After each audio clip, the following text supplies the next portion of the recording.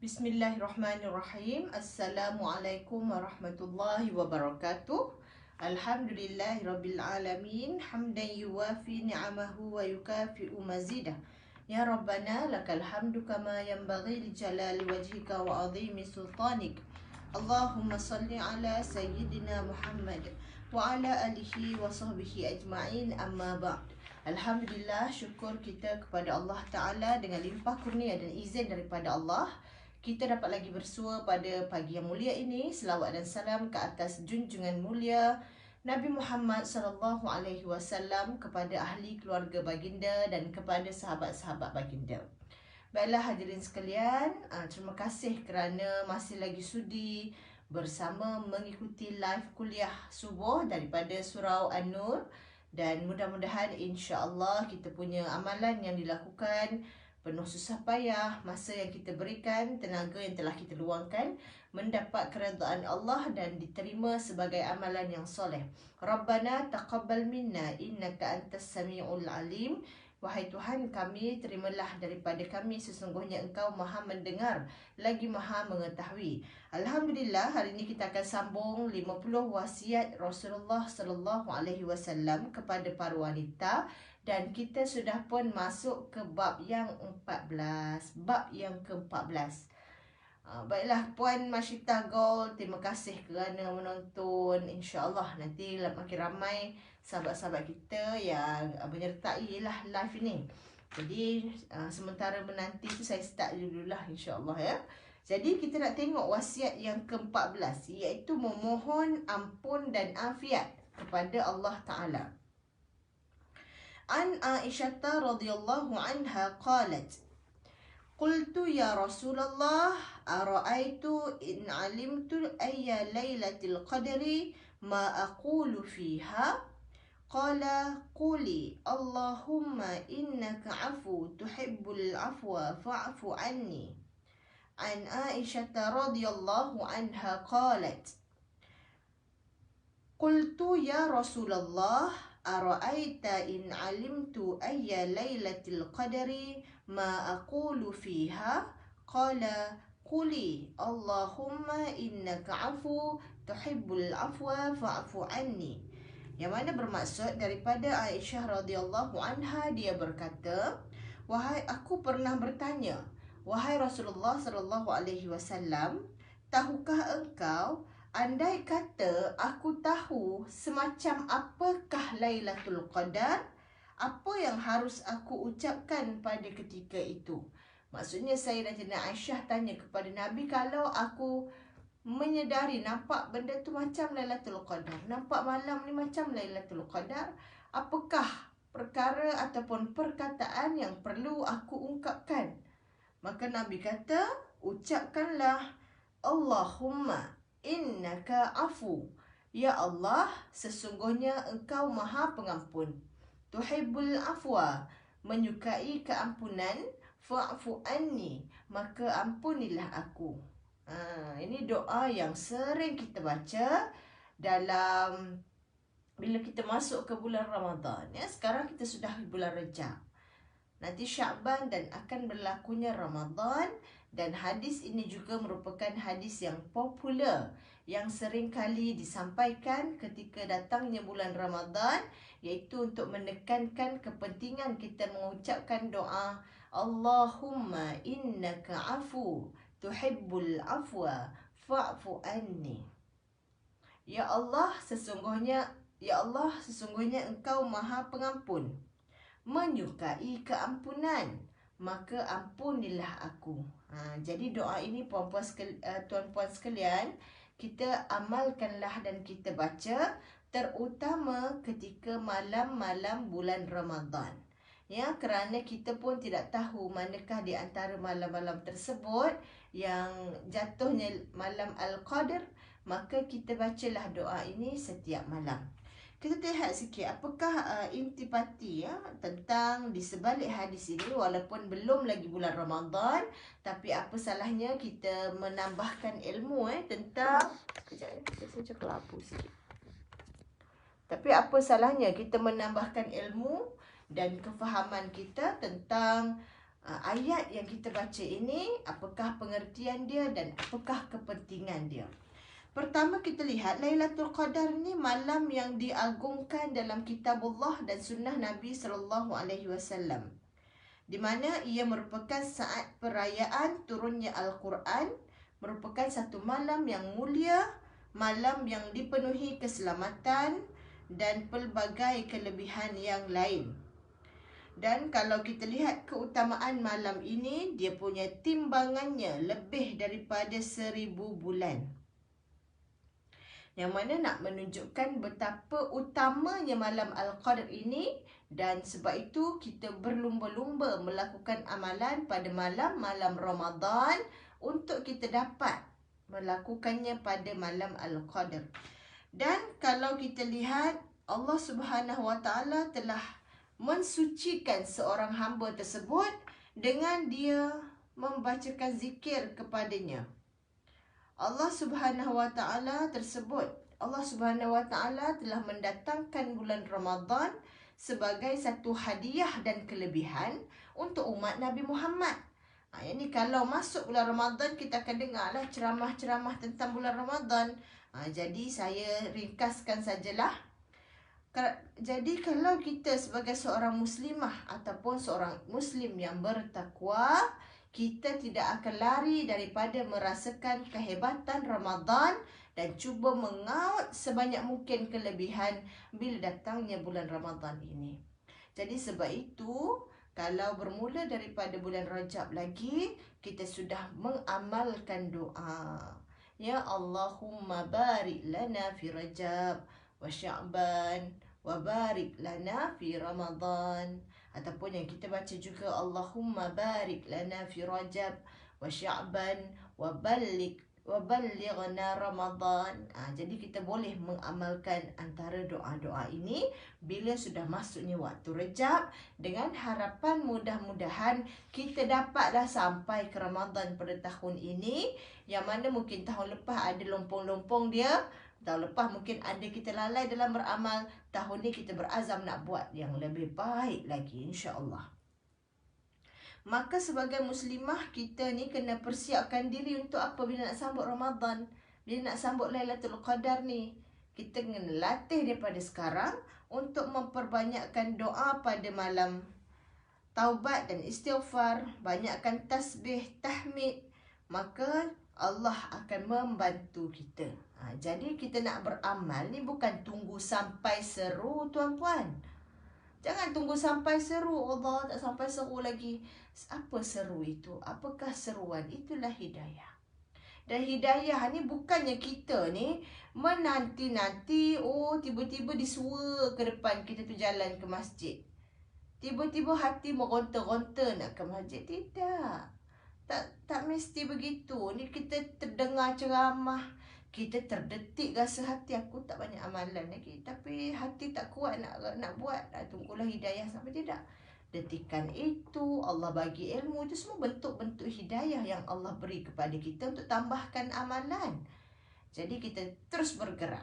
Allah bagi rasa nak beramal, kita terus buat walaupun ada malah-malah sikit. Tapi bila makin banyak kita buat, dia tak rasa apa. Asal-asal kalau kita baru nak berjinak-jinak solat sunat, rawatib, buatlah sebelum subuh dulu 2 rakaat. Lepas tu kita tambahkan pula sebelum zuhur pula. Lepas tu kita tambahkan lagi subuh, sebelum zuhur, selepas zuhur.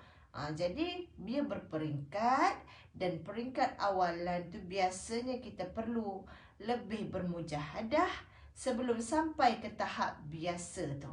Kata pepatah Melayu, alah bisa tegal biasa. Dalam kita nak beramal pun dia ada proses latihan. Kita tak boleh anggap kita akan bermula dengan suka, seronok, semangat, walaupun mungkin ada yang begitu. Tetapi kalaupun kita tidak rasa seronok, tak rasa teruja, jangan tinggalkan amalan. Jadi bermaksud ada ketika kita perlu memaksa dan melatih diri dengan melaksanakan amalan-amalan sunnah yang telah Nabi ajar kepada kita. Tapi sebelum nak beramal, dia mesti tahu dulu Maka sebab itu tahniahlah kepada yang rajin datang majlis ilmu. Banyaklah ilmu kita untuk menggerakkan amalan. Baik, kalau kita lihat hadis ini dalam Ummul Mukminin radhiyallahu an, Ummul Mukminin Aisyah radhiyallahu an, ditanya kepada Nabi, apakah engkau tahu Lailatul Qadar? Maka apakah yang harus diucapkan di dalam doa? Jadi kalau kita menemui Lailatul Qadar, ataupun kita ni tidak tahu pun, ada kalanya tak tahulah kita dah menemui Lailatul Qadar, jadi kita bacalah doa ini pada malam-malam di bulan Ramadan, kerana sudah pasti salah satu daripada malam-malam Ramadan jatuhnya Lailatul Qadar pada malam itu, ya. Dan apakah maksud doa ini? Al-Afiyah.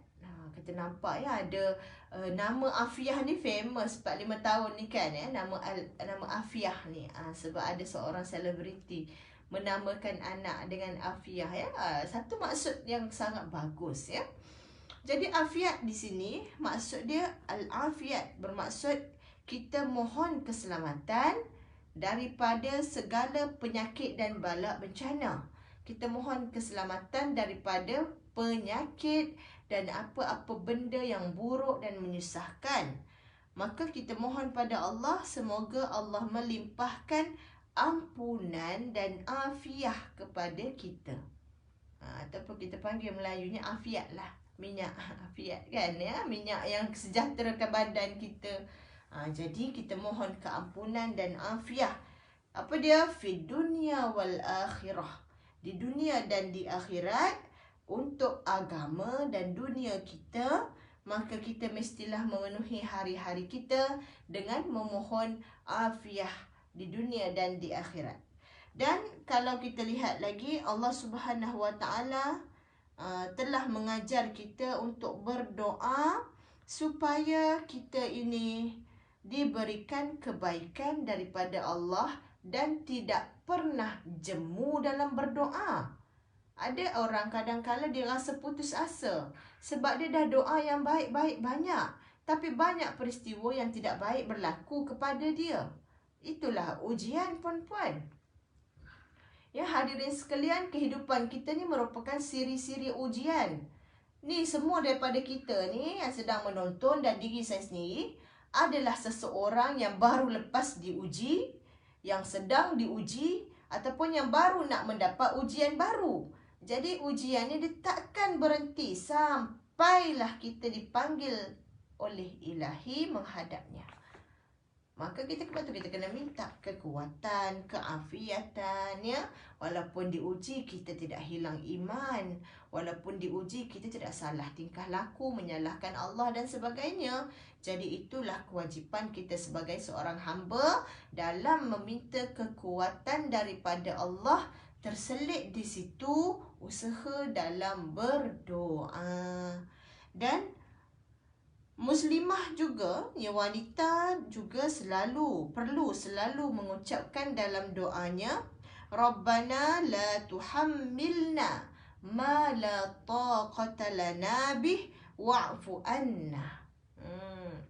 Ya Allah, janganlah engkau bebankan kami perkara yang kami tidak mampu akannya, dan ampunkanlah kami. Ini merupakan satu ucapan yang juga diajarkan kepada kita sebagai adab kita dengan Allah Ta'ala.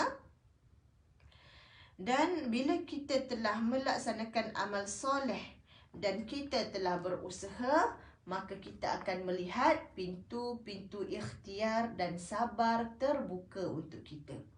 Allah tunjukkan jalan. Allah berikan jalan penyelesaian. Kita punya kepala tidak buntu walaupun ada masalah. Inilah di antara peranan doa dalam kehidupan kita. Maka kita banyakkanlah berdoa kerana nikmat yang Allah bagi itu tersangat banyak. Dan ujian yang Allah berikan juga bukan untuk melemahkan kita, tetapi membuatkan kita lebih kuat.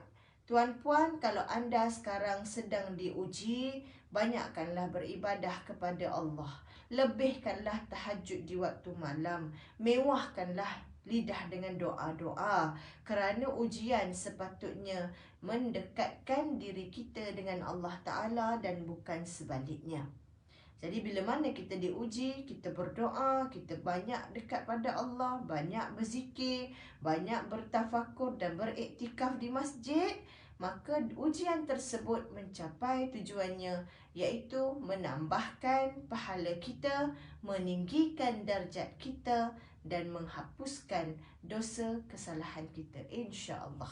Jadi itulah hadis yang ke-14, ialah berkaitan dengan apakah amalan yang boleh kita lakukan jika kita bertemu dengan Lailatul Qadar. Sekarang sudah bulan Rejab, dah mula dah lah pun ceramah-ceramah tentang Ramadan, persediaan Ramadan.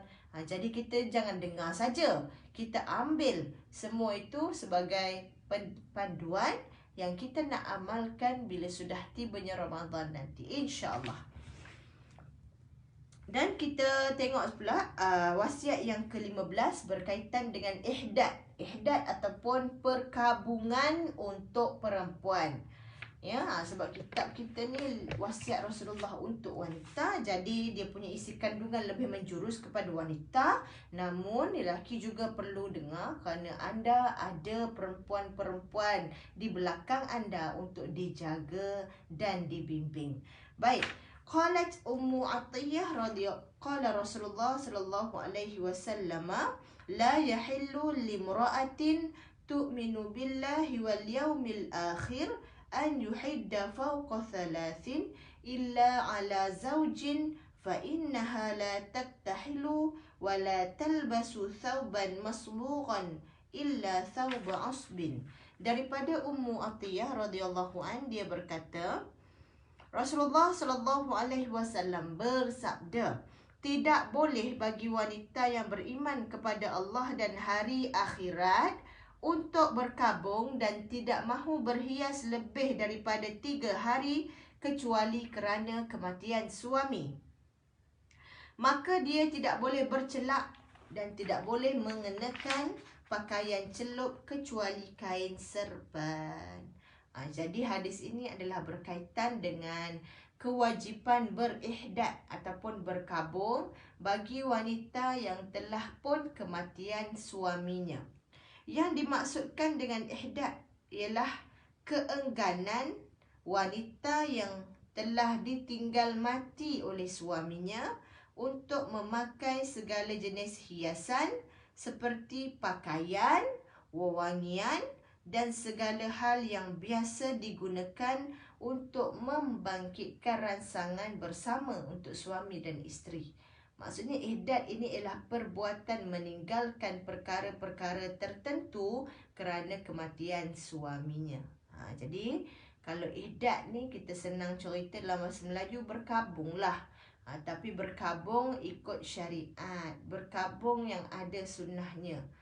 Jadi mula kata ihdad ini, ia bermula daripada perkataan larangan, iaitu wanita melarang dirinya berhias.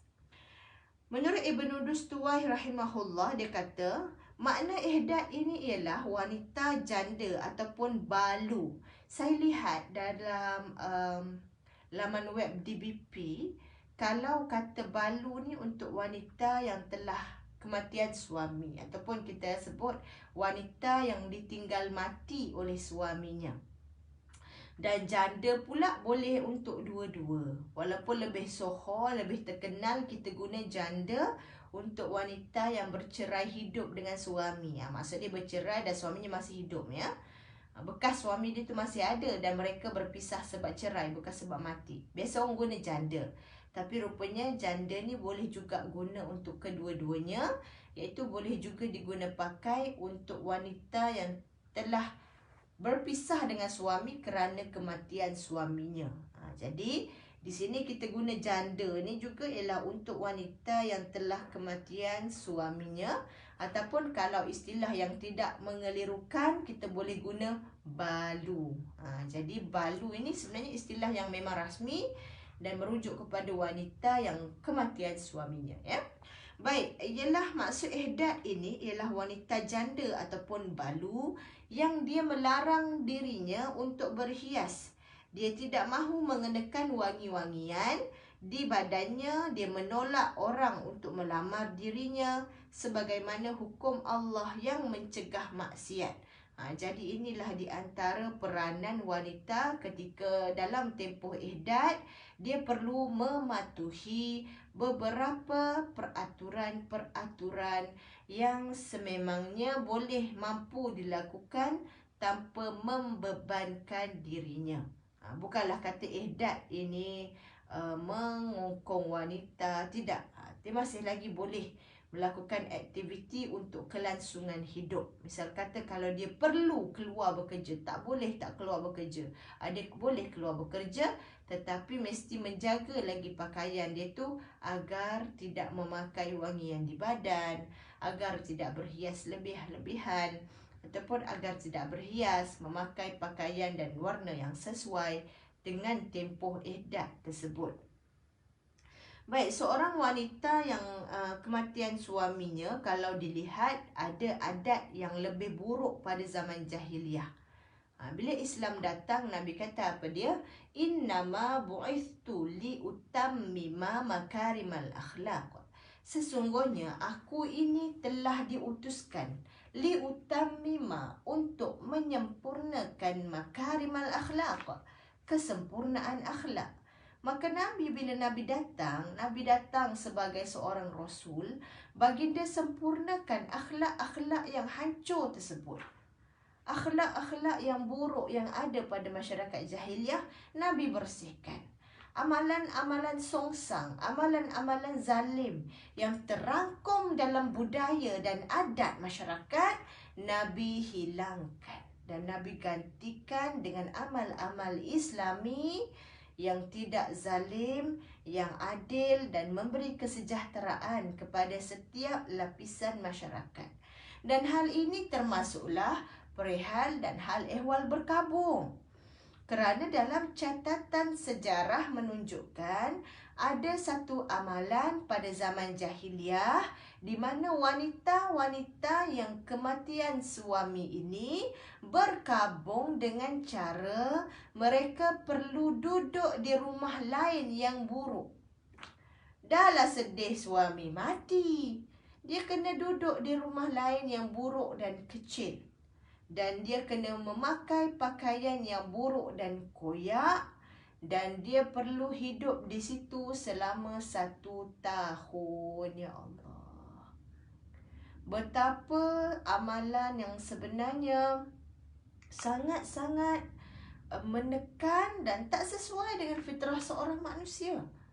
Jadi bila Islam datang, dia get rid of those practice yang merepek-merepek.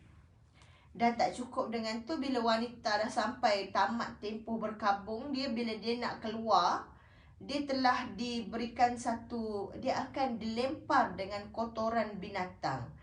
Barulah dia keluar tu dalam keadaan sebagai simbolik lah, dah habis daripada ihdad. Jadi Islam dia get rid of this kind of practice yang tidak sesuai lah dengan manusia kan. Jadi bila mana Islam datang, dia betul-betul rahmat kepada sekalian alam.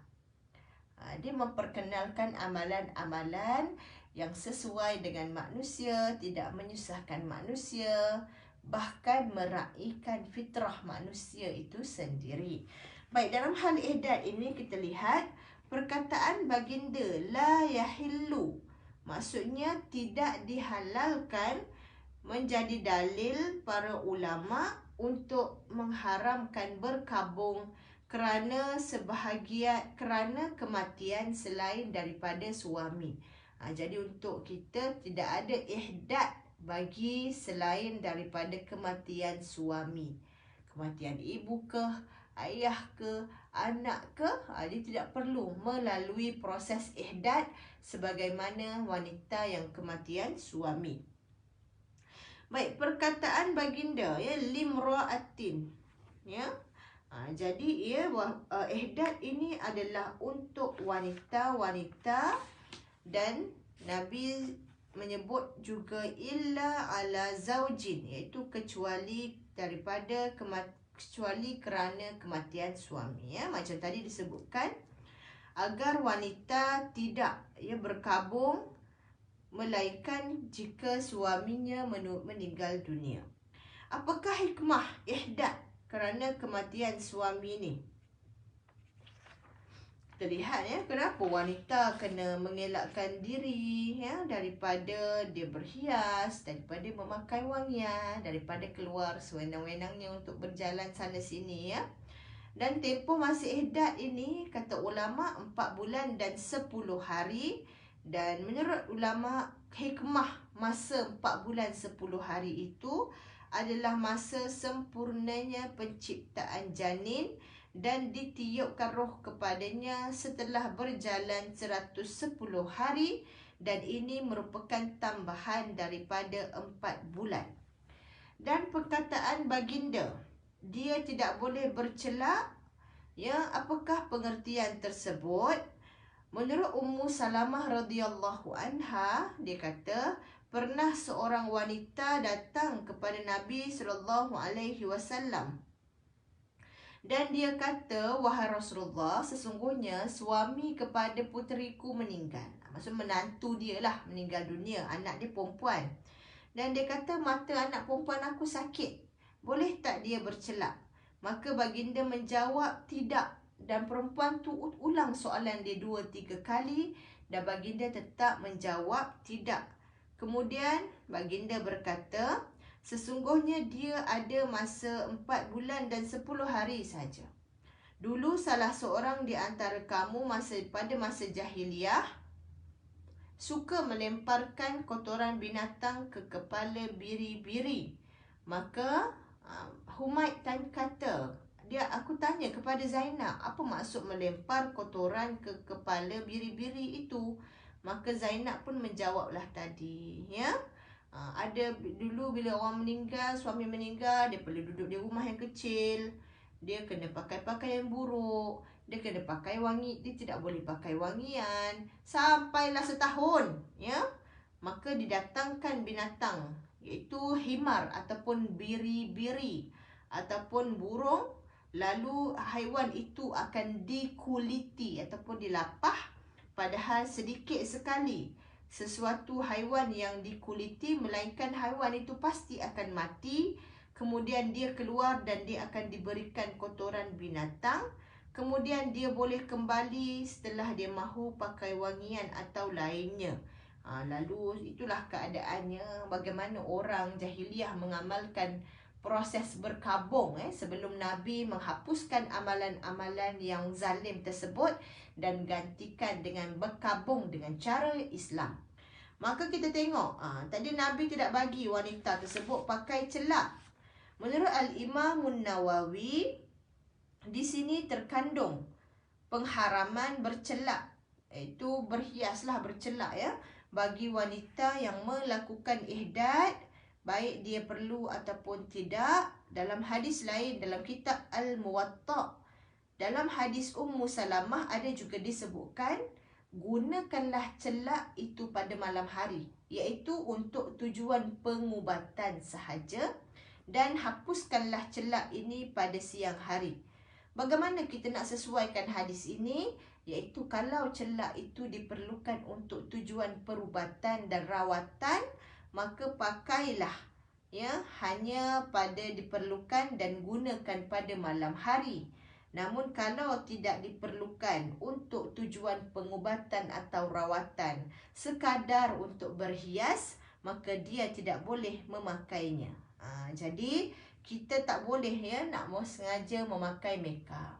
Adapun mungkin pada zaman itu ubat mata, sakit mata mungkin dengan bercelak, maka boleh pakai hanya untuk tujuan rawatan. Dan kalau tidak ada tujuan itu, sekadar tujuan kosmetik nak melawar, maka tak boleh pakai hiasan-hiasan di wajah, solekan-solekan. Maka kalau wanita sedang dalam berihdad, dia tidak dibenarkan untuk menambah solekan pada wajah, kecuali sekadar untuk penjagaan. Penjagaan bermaksud, kalau perempuan tahulah dia pakai pelembab ke, pakai krim hilang jerawat ke, tak apa, itu tujuan rawatan dan penjagaan. Tapi tak boleh dia nak pakai maskara, tak boleh nak pakai blusher, nak pakai lecu terang-terang, atau lecu, gincu terang-terang, itu tidak dibenarkan. Ya, sebab itu dah termasuk dalam solekan tambahan. Kalau pakai lip balm sekadar untuk mengelakkan pecah-pecah bibir, itu semua dibenarkan. Ya. Dan yang terakhir sekali, berkaitan dengan hadis ini juga menyebut dia tidak mengenakan pakaian celup kecuali kain sarban. Dalam ayat hadis ini disebut thawbun masbuh. Itu merupakan kain model Yaman yang dipintal-pintal dan diikat lalu dicelup. Kemudian disusun dalam keadaan itu hingga keluarlah garis berwarna putih kerana bekas ikatan, kerana ia tidak terkena celupan. Maka itu merujuk kepada pakaian-pakaian bercorak-corak yang pada zaman itu fancy lah, thawbun masbuh itu. Pakaian-pakaian yang berwarna-warna yang kita kata ceria, warna-warna yang luar kebiasaannya, ya. Maka ulama menetapkan rukhsah pakaian boleh berwarna putih, ya, ataupun berwarna hitam. Manakala rakan kami mazhab Syafi'i mengatakan setiap pakaian yang bercelup boleh digunakan asalkan tidak untuk tujuan berhias. Maksudnya kita boleh je nak pakai baju yang biasa dipakai dengan adat setempat. Memang biasalah baju warna itu, tetapi bukanlah untuk tujuan berhias. Dan bukan daripada jenis pakaian yang memang sohonya biasanya dikenali pakaian-pakaian untuk berhias. Bukanlah kata kena beli baju baru yang warna hitam semua, tidak.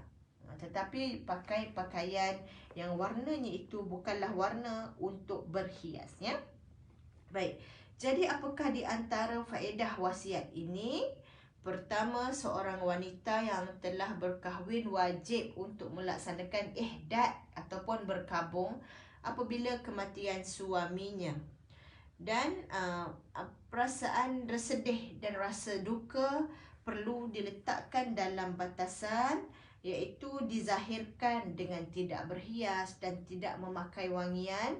Namun tidak boleh dizahirkan dengan cara merobek-robek pakaian sebab sedih kan, sampai koyak-koyak pakaian, menampar-nampar pipi, berdoa dengan doa jahiliyah. Ya, ini amalan-amalan yang dilakukan oleh wanita jahiliyah untuk menzahirkan kesedihan mereka. Jadi Islam tidak mengajar begini dan Islam melarang begini. Menayung sampai tampar-tampar pipi, koyak baju sampai hilang pertimbangan. Islam tidak membenarkan begitu. Tapi kita boleh menzahirkan kesedihan dengan tidaklah berlawa, tidaklah melawa, tidak berhias, ya, tidak memakai wangian. Itu cara menzahirkan kesedihannya. Jadi mudah-mudahan wasiat ini bolehlah menjadi pedoman buat kita, dan mudah-mudahan juga dengan kita mematuhi syariat yang telah Allah berikan kepada kita, kita mendapat hidayah dan taufik terus menerus, ya. Di setiap syariat yang diturunkan itu pasti ada hikmah-hikmahnya yang mungkin kita pun belum nampak, kita pun belum faham, tapi kita yakin di sebalik setiap arahan Allah Ta'ala pasti ada kebaikan kalau kita patuh dan ikut dengan taat, insya-Allah. Jadi sampai di sini sahaja untuk pagi ini. Saya mengucapkan ribuan terima kasih kepada tuan-puan semua yang sudi mengikuti perkongsian ini daripada awal hingga akhir. Jika ada salah dan silap, saya mohon ribuan kemaafan. Sekian, wabillahi taufiq wal hidayah. Assalamualaikum warahmatullahi wabarakatuh.